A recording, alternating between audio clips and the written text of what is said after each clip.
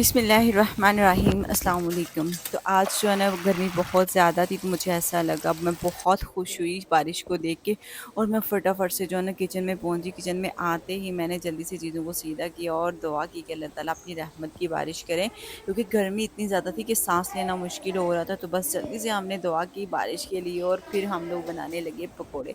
आपको पता है जब ठंडा ठंडा मौसम होता है तो पकौड़े खाने का दिल चाहता है। तो बस मैंने भी फटाफट से क्या किया, सोचा कि बस आज जो है ना मज़ेदार से क्रिस्पी क्रिस्पी पकौड़े, चाय और स्नैक्स वगैरह बनाते हैं। तो फटाफट से मैंने यहाँ से पालक ली और पालक को मैंने धोने के लिए जल्दी से शुरू किया। एक एक पत्ता करके अच्छे से साफ़ कर लिया, क्योंकि इस मौसम में क्या होता है कि जो सब्ज़ पत्तों वाली सब्जियाँ होती हैं उनको कीड़े लगने का खदशा होता है, बल्कि लग जाते हैं। तो इसलिए फटाफट से मैंने इसको एक एक पत्ता करके धोना शुरू कर दिया। तो कैमरा घूमा और सारी सब्जियों के ऊपर, मसालों के ऊपर घूमता चला गया। बस फिर मैंने क्या किया, पालक जैसे ही धो ली, सोचा कि अब इसको जल्दी से काट लेती हूँ। लेकिन बच्चे यहाँ फ़रमाइश कर रहे थे कि पकौड़ों के साथ-साथ कुछ और भी होना चाहिए। तो फिर मैंने क्या डिसाइड किया, मैंने सोचा क्यों ना एक ही काम में सारे काम पूरे कर दिए जाएँ। तो फटाफट से मैंने पालक के प्यारे-प्यारे से पत्तों को तोड़ा नीचे से और साफ़ कर लिया, और यहाँ जो है ना पालक को मैंने सोचा कि जल्दी से काट लेती हूँ। ज़्यादा नहीं, बस मैंने 1 मुट्ठी यहाँ पालक ली थी, जो मुझे लग रहा था कि पकौड़ों के लिए काफ़ी। और फिर आइडिया मैंने ये सोचा, मैंने सोचा कि मैं क्या करूँगी कि आज जो है ना मैं पकोड़ों के साथ ही ना शाम का खाना चला लूँगी। वो कैसे चलने वाला था ये तो मैंने आप लोगों को बताया नहीं, तो ये बहुत ही अच्छा आइडिया था। तो फटाफट से मैंने क्या किया, जल्दी से पालक काटी और आलू जो है ना वो मैंने रख लिए हुए थे। ख़ैर, पालक को मैंने यहाँ से उठाया और उठा करके मैंने परात में डाल दिया, और ये देखिए ये पालक तो चली गई। अब मैं जल्दी से यहाँ ले लेती हूँ आलू और आलू को साफ़ कर लेती हूँ। पता है ये पीलर मैंने जो इस्तेमाल कर रही हूँ, ये मेरा तकरीबन 7 साल पुराना पीलर है, और अगर आप चीज़ों को एहतियात के साथ सँभाल के इस्तेमाल करते हैं तो सालों साल ख़राब नहीं होती हैं। लेकिन पीलर जो है ना अक्सर क्या होता है कि छिलकों में गुम हो जाता है। आप लोगों के साथ भी ऐसा होता होगा ना कि पीलर हमेशा कभी छिलकों के अंदर भी चला जाता है। तो अगर आप थोड़ी-सी एहतियात करें तो बिल्कुल भी गुम नहीं होती चीज़ें, और चीज़ें जो है ना वो साल-हा-साल चल जाती हैं। बस मैंने इस व्हीलर से बहुत मोहब्बत की और बहुत एहतियात से इसे मैं सँभाल के रखा। ख़ैर मैंने आलू को जल्दी से धो लिया और यहाँ आलू की कटिंग स्टार्ट कर दी। सोचा मैंने कुछ इस तरह से था, मैंने सोचा कि पकोड़े बनाऊँगी तो साथ में मैं दही की चटनी बना लूँगी, और दही की चटनी जब साथ में बन जाएगी तो साथ में मैं रोटी भी बना लूँगी। मतलब कि आज मज़ेदार सी तवा रोटी के साथ हम लोग बनाने वाले थे पकोड़े, चाय और दही की चटनी, और इसी के साथ जो है ना अपना मैं दोपहर का खाना पूरा करने वाली हूँ। अब देखते हैं, कोई पता नहीं अभी कोई ऐसा ना हो घर में बुजुर्ग साहब ऐसे ना बोलें कि हम नहीं इससे गुज़ारा करने वाले, फिर से मुझे किचन में आना पड़ जाएगा। ख़ैर, आलू को भी यहाँ मैंने बहुत ही प्यार के साथ काट लिया, एकदम नॉर्मल रख के, जो कि पकोड़े के अंदर पकने चाहिए तो बहुत ही मज़े के लगेंगे। तो बस पालक में मैंने आलू भी शामिल कर दिए। अब मैं चलती हूँ जी, फटाफट से यहाँ मिर्ची ले लेती हूँ। अब मिर्ची पकोड़े में इतनी बारीक होनी चाहिए कि इसको निकालना ना पड़े, मतलब कि निकालना चाहे भी तो निकाल ना सके। तो बस उसके लिए मैंने क्या ली, जल्दी से कैंची जो ली है मिर्ची काटने के लिए, तो उसको मैंने ढूँढा कि कहाँ पड़ी है। आपको पता है अभी मैं आउटडोर में कुकिंग करती थी। यकीन माने आउटडोर में कुकिंग कुकिंग करना वाक़ई बड़ा मुश्किल है। मुझे लगता था इंडोर में मुश्किल होगा, लेकिन नहीं, ये आसान है भाई। बाहर कुकिंग करना ज़्यादा मुश्किल है। बस इसी के साथ सब्ज़ मिर्च काटी और फिर मैंने जल्दी से प्यारे-प्यारे से धनिये के दाने लिए, वो इसमें शामिल कर दिए। साथ में मैंने ले लिया नमक, जो कि आपने भी अपनी ज़रूरत के मुताबिक शामिल करना। फिर हल्दी पाउडर मैंने इसमें डाल दी, और साथ ही साथ में मैंने चूल्हे को ऑन कर दिया ताकि यहाँ हम लोग बर्तन को अच्छे से गर्म कर सकें और घी इसमें दें। जब भी आप पकोड़े बनाते हैं ना, उसको घी में बनाया करें, क्योंकि वो बहुत ही मज़े के बनते हैं। कोई भी आप फ्राई चीज़ जब भी बनाते हैं तो आप उसको घी में बनाएँगे ना, तो उसका ज़ायका ज़्यादा हो जाता है। बस इसी तरह से मैंने जल्दी से जब मसाले शामिल कर दिए, फिर मैं आ गई बेसन की तरफ।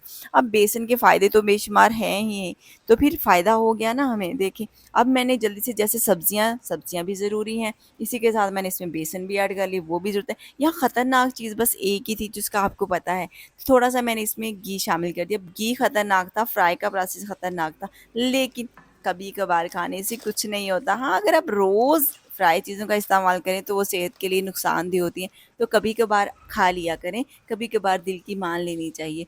बस उसके बाद मैंने थोड़ा-सा इसमें पानी शामिल किया और फिर इसको अच्छे से गूँदना यानी कि मिक्स करना शुरू कर दिया। अब बर्तन बहुत छोटा था, फिर मैंने बहुत ही एहतियात के साथ और प्यार के साथ आहिस्ता-आहिस्ता जो है ना इसको मिक्स करना शुरू किया।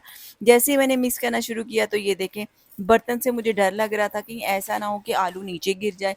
ख़ैर बहुत ही एहतियात के साथ मैंने ये काम तो कर लिया, मतलब कि हो गया। आपको पता है कि जब नियत कर ले तो इंसान क्या नहीं कर सकता, सब कुछ कर सकता है ना।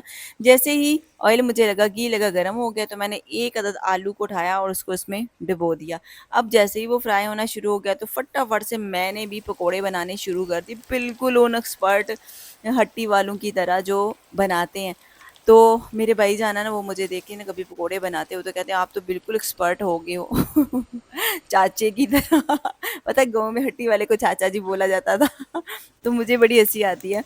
और हाँ, मैंने कहा बस ऐसा ही समझ लीजिए कि आहिस्ता-आहिस्ता बंदा एक्सपर्ट हो ही जाता है जो भी काम करे उसमें।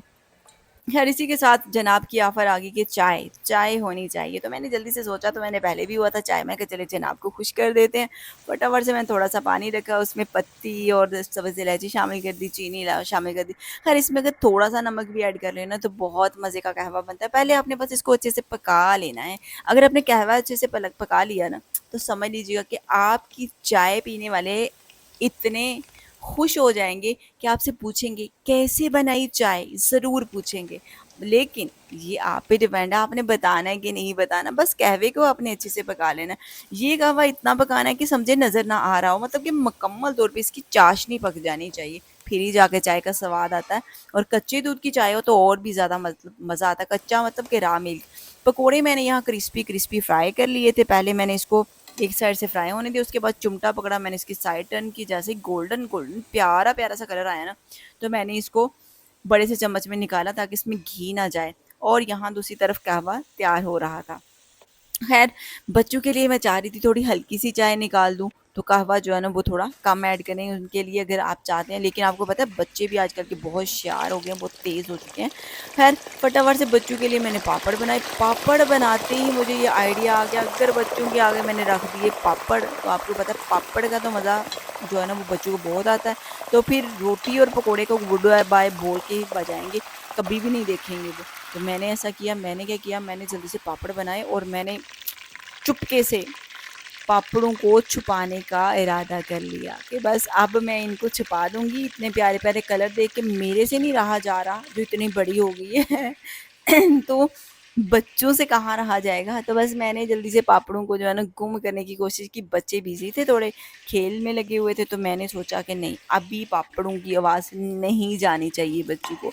तो फटाफट से मैंने पापड़ को साइड पे रखा और यहाँ जल्दी से जैसे ही कहवा तैयार हो गया तो उसमें मैंने रॉ मिल्क शामिल कर दिया। अब चाय तो यहाँ पकती चलेगी, पकोड़े भी यहाँ बन रहे थे, लेकिन अब बाकी रह गई थी 2 चीज़ें, जिनका होना बहुत ज़रूरी था, अदरवाइज़ बच्चे इन स्नैक्स को ही खाने के बाद कभी भी खाने की तरफ नहीं जाएँगे। और आपको पता है जब फ्राई चीज़ खा ली जाए ना उसके बाद तो बिल्कुल भी भूख नहीं लगती। तो लेकिन मुझे ये था कि नहीं, नहीं जब तक बच्चे खाना नहीं खाएँगे इनको ये सारी चीज़ें नहीं मिलनी चाहिए, ये मेरी सोच थी। क्या सार मुझे लगता है सारी माएँ ऐसे ही सोचती हैं, जब माएँ बन जाती हैं तो ऐसे ही सोचती हैं। पहले मैं सोचती ये क्या बात हुई, ऐसा क्या हुआ, वैसा क्या, लेकिन अब मैं कहती हूँ नहीं, सब माएँ मुझे लगता है एक जैसी होती हैं।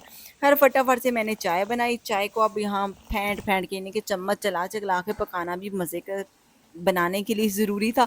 तो बस चम्मच चला-चला के मैंने इसे पकाया, थोड़ा-सा मैंने नमक ये देखिए लास्ट में शामिल किया है ताकि इसका ज़ायका और भी ज़्यादा अच्छा हो जाए। चाहें तो आप इसको स्टार्ट पे भी शामिल कर सकते हैं।